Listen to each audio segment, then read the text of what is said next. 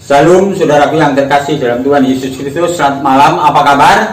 Pada saat ini kita ketemu kembali di dalam ibadah melalui online. Namun sebelum kita ajak membuka Alkitab dan membaca bersama-sama, mari kita tundukkan kepala berdoa minta pimpinan daripada Roh Kudus. Tuhan Yesus, kami datang padamu malam hari ini. Kami bersyukur dan terima kasih Tuhan, kami tidak mengurangi waktu ibadah kami tiap hari Kamis malam. Pada malam hari ini kami ingin belajar dan berdoa bersama-sama dengan teman seiman di gereja di tempat ini. Tolong Tuhan Yesus kau berkarya melalui firman-Mu pada malam hari. Sebentar kami ingin mendengarkan firman-Mu yang disampaikan oleh hamba-Mu. Tolong Tuhan Yesus kau akan memberkati. Dalam nama Yesus yang berdoa ucap syukur. Amin. Saudaraku yang terkasih dalam Tuhan, mari kita akan menyiapkan firman Tuhan pada malam hari ini dari Injil Lukas. Bapak Ibu bisa menyiapkan dari Injil Lukas pasal yang kelima. Injil Lukas pasal yang kelima ayat 1 sampai ayat yang ke-11. Saya akan membacakan firman Tuhan pada malam hari ini. Saya ulang, Injil Lukas pasal 5 ayat 1 sampai 11. Pada suatu kali Yesus berdiri di pantai Danau Genesaret. Sedang orang banyak mengerumuni dia hendak mendengarkan firman Allah. Ia melihat dua perahu itu di pantai. Nelayan-nelayannya telah turun dan sedang membasuh jalannya. Ia naik ke dalam salah satu perahu itu, yaitu perahu Simon, dan menyuruh dia supaya menolakkan perahunya sedikit jauh dari pantai. Lalu ia duduk dan mengajar orang dari atas perahu. Setelah selesai berbicara, ia berkata kepada Simon, "Bertolaklah ke tempat yang dalam dan tebarkanlah jalanmu untuk menangkap ikan." Simon menjawab, "Guru, telah sepanjang malam kami bekerja keras, kami tidak menangkap apa-apa. Tetapi karena engkau menyuruhnya, aku akan menebarkan jala juga." Dan setelah mereka melakukannya, mereka menangkap sejumlah besar ikan, sehingga jala mereka mulai koyak. Lalu mereka memberi isyarat kepada teman-temannya di perahu yang lain supaya mereka datang membantunya. Dan mereka itu datang, lalu mereka bersama-sama mengisi kedua perahu itu dengan ikan hingga hampir tenggelam. Ketika Simon Petrus melihat hal itu, ia pun tersungkur di depan Yesus dan berkata, "Tuhan, pergilah daripadaku, karena aku ini seorang berdosa." Sebab ia dan semua orang bersama-sama dengan dia takjub karena banyaknya ikan yang mereka tangkap. Demikian juga Yakobus dan Yohanes anak Zebedius yang menjadi teman Simon. Kata Yesus kepada Simon, "Jangan takut, mulai dari sekarang engkau akan menjala manusia." Dan sesudah mereka menghela perahu-perahunya ke darat, mereka pun meninggalkan segala sesuatu lalu mengikut Yesus. Sedemikian jauh pembacaan firman Tuhan pada malam hari ini. Sebenarnya firman Tuhan yang baru saya baca ini tidak asing bagi saudara. Sering mendengarkan dari pengkhotbah-khotbah lain atau pendeta-pendeta lain. Tetapi sengaja malam hari ini saya khotbahkan kembali karena ada berkat firman Tuhan yang baru menurut pemikiran saya. Pasti saudara juga akan diberkati sebelum saya menyampaikan, karena saya sudah diberkati oleh firman Tuhan ini. Maka malam hari ini saudara terkasih, firman Tuhan malam hari ini saya beri tema yaitu bagaimana cara menghadapi masa sulit. Ya, bagaimana cara menghadapi masa sulit? Siapa yang tidak tahu dan tidak mengerti pada saat ini adalah masa yang sulit luar biasa. Ekonomi mengalami suatu kegoncangan dan sebagainya, dan rumah tangga mengalami suatu hidup dan sebagainya, seakan-akan mengalami kehidupan yang masa sulit. Maka kita akan belajar daripada pertemuan yaitu Tuhan Yesus dengan murid-muridnya pada waktu itu, yaitu di Danau Genesaret. Nah, ada 6 hal yang perlu kita ketahui bersama-sama bagaimana menghadapi masa yang sulit ini. Yang pertama, sadar akan dosa. Ya, kita harus sadar akan dosa atau sadar akan kekurangan kita. Mari kita lihat di dalam ayat 8.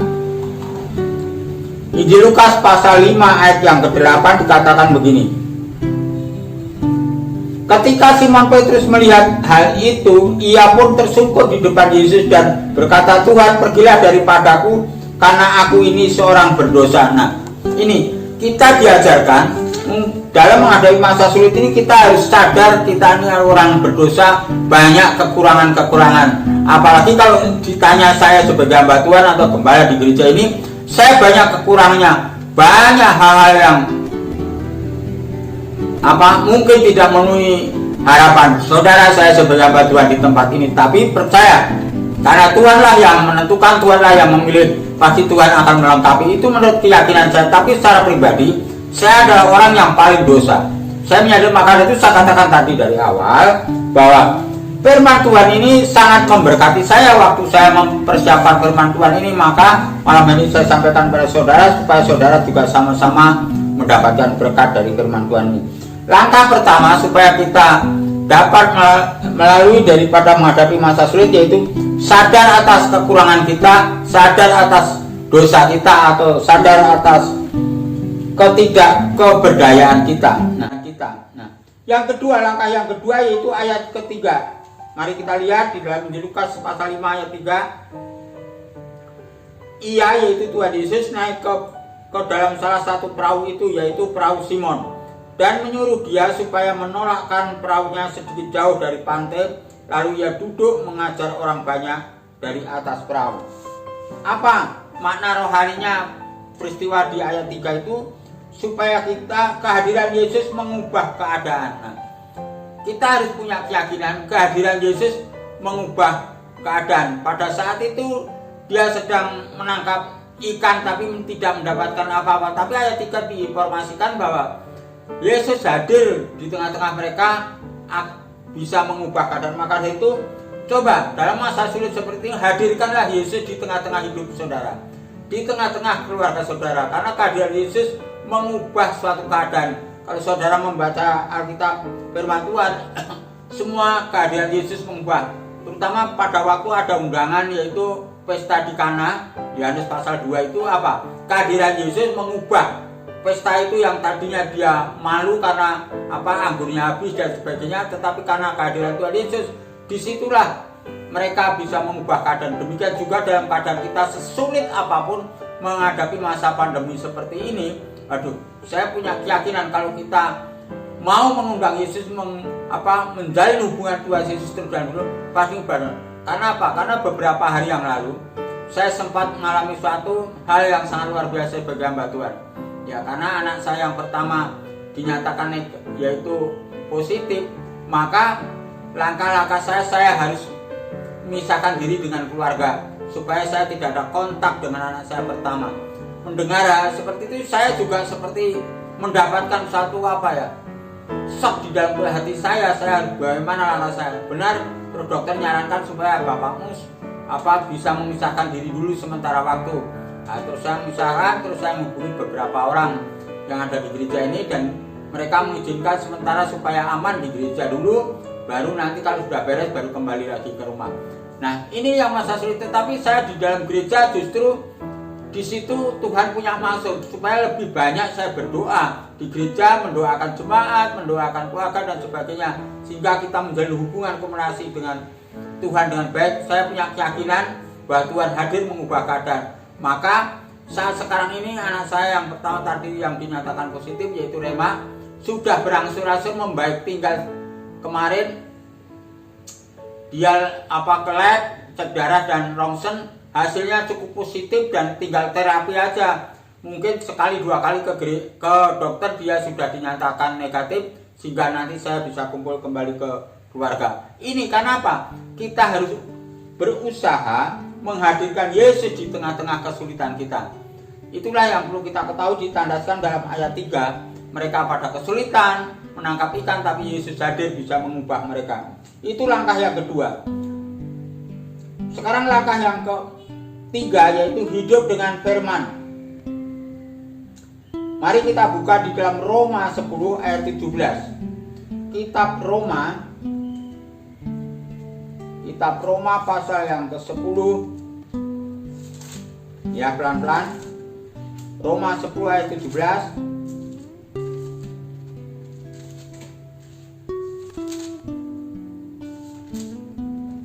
Ya, saya bacakan Roma 10 ayat 17.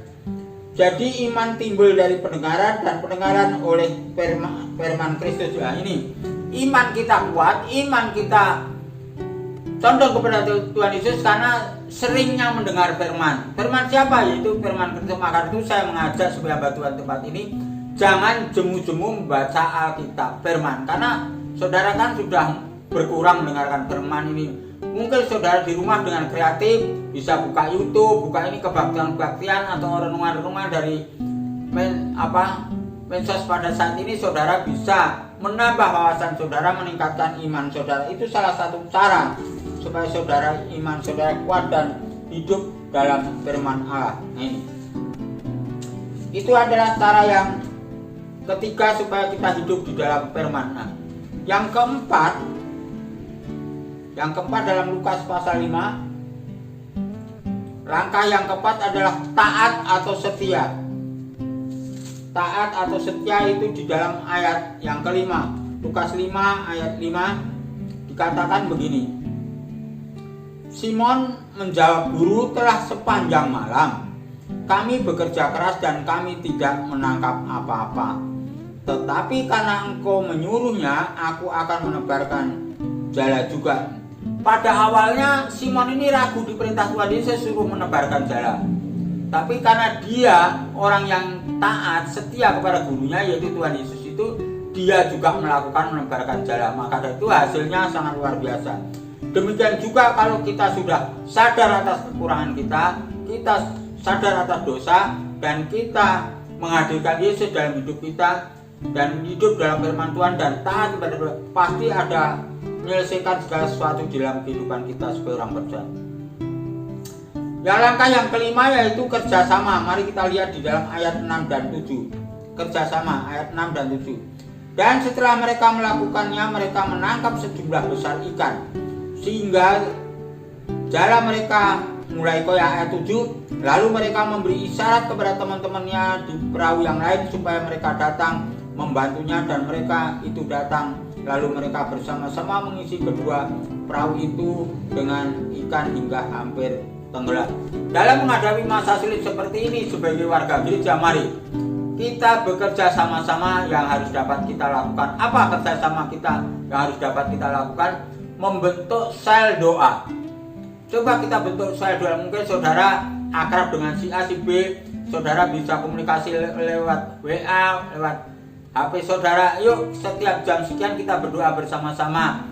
Satu contoh umpama saja, oh ibu ini dengan ibu ini sepakat jam berapa, jam 7 pagi atau jam 7 malam. Bersama-sama setiap jam itu berdoa, pokoknya disusun sendiri apa-apa, sehingga dia ada kebersamaan. Kalau semua anggota jemaat yang ada di GKI Kasih Karunia melakukan hal yang seperti itu, hasilnya sama seperti apa yang dilakukan para murid-murid pada saat itu. Itu adalah langkah yang kelima, yaitu kerjasama. Langkah yang terakhir, yang keenam, yaitu mengikut Yesus. Ayat yang terakhir 11, Lukas 5 ayat 11. Dan sesudah mereka menghela perahu-perahunya ke darat, mereka pun meninggalkan segala sesuatu lalu mengikut Yesus. Kalau saudara sudah mampu melewati masa yang sulit, jangan saudara terus sebebas mungkin, tidak. Tetap kita punya tanggung jawab, yaitu tetap harus mengiring Yesus di dalam kehidupan kita sehari-hari. Ditegaskan kembali di dalam Ibrani 2 ayat terakhir, Ibrani pasal 2. Ibrani pasal 2 ayat 18 mengatakan begini. Ibrani 2 ayat 18. Sebab oleh karena ia sendiri telah menderita karena pencobaan, maka ia dapat menolong mereka yang dicobai. Kalau masa sulit seperti ini, digambarkan Tuhan Yesus sendiri mengalami masa-masa sulit pada waktu mau menuju Golgota. Dia bisa melalui dengan baik. Demikian juga kalau kita percaya dalam masa sulit ini mengikut Yesus dengan baik, pasti Tuhan Yesus juga tidak akan membiarkan kita hidup dalam kesulitan terus-menerus, tetapi kita akan keluar dari masa yang sulit ini. Demikianlah firman Tuhan pada malam hari ini. Ada 6 hal yang perlu kita ketahui bersama-sama dari Lukas pasal 5 ayat 1-11 ini. Yang pertama, sadar akan dosa. Yang kedua, kehadiran Yesus mengubah keadaan kita, hidup dalam firman. Yang keempat adalah setia atau taat. Yang kelima kerjasama. Yang terakhir menang adalah mengikut Yesus. Amin. Mari kita akan berdoa. Tuhan Yesus, kami mengucap syukur dan terima kasih Tuhan karena Engkau telah memberkati kami melalui firman pada malam hari ini, di mana pada masa sulit ini supaya kami keluar dari masa sulit ini sehingga kami dapat melakukan langkah-langkah yang kami dengar pada malam hari ini Tuhan. Terima kasih Tuhan firman pada malam hari ini. Sekali lagi kami mengucap syukur dan terima kasih. Saudaraku yang terkasih dalam Tuhan, tetap masih berdoa. Mari kita akan mengakhiri ibadah kita malam hari ini. Tuhan Yesus, kami mengucap syukur dan terima kasih Tuhan. Malam hari ini Engkau telah memberkati ibadah ini dengan baik. Sebelum kami mengakhiri, kami berdoa untuk jemaatmu satu persatu, khususnya Bu Mega. Tolong Tuhan Yesus akan memberkati keberadaannya, Kau tingkatkan daripada kesembuhan sakit penyakitnya Tuhan. Kami juga berdoa untuk saudara-saudara kami yang lain yang kami tidak tahu mungkin pada saat ini lemah fisik, khususnya Pak Dani. Tolong Tuhan Yesus Kau berkati karena dia mengalami batuk-batuk sehingga Kau sembuhkan secara ajaib Tuhan. Dan kami juga berdoa untuk saudara-saudara kami yang lainnya, terus Tuhan campur tangan, Tuhan memberkatinya Tuhan. Demikian juga gerejamu, tolong Tuhan Yesus berkati, khususnya kami berdoa untuk anak kami Rema makin membaik. Tolong Tuhan Yesus berkati dia sehingga pulih, tidak menjadikan gangguan di dalam keluarga pelayanan kami Tuhan. Terima kasih Tuhan Yesus. Akhirnya kami ingin mengakhiri di dalam nama Tuhan Yesus Kristus kami berdoa dan syukur. Mari kita angkat tangan kita mohon berkat daripada Tuhan kita Yesus Kristus. Kiranya anugerah damai sejahtera dari Allah Bapa, Putra dan Roh Kudus menyertai hidup saudara, keluarga saudara saat ini sampai Tuhan Yesus datang yang kedua kali. Amin. Bapak terima kasih. Udah.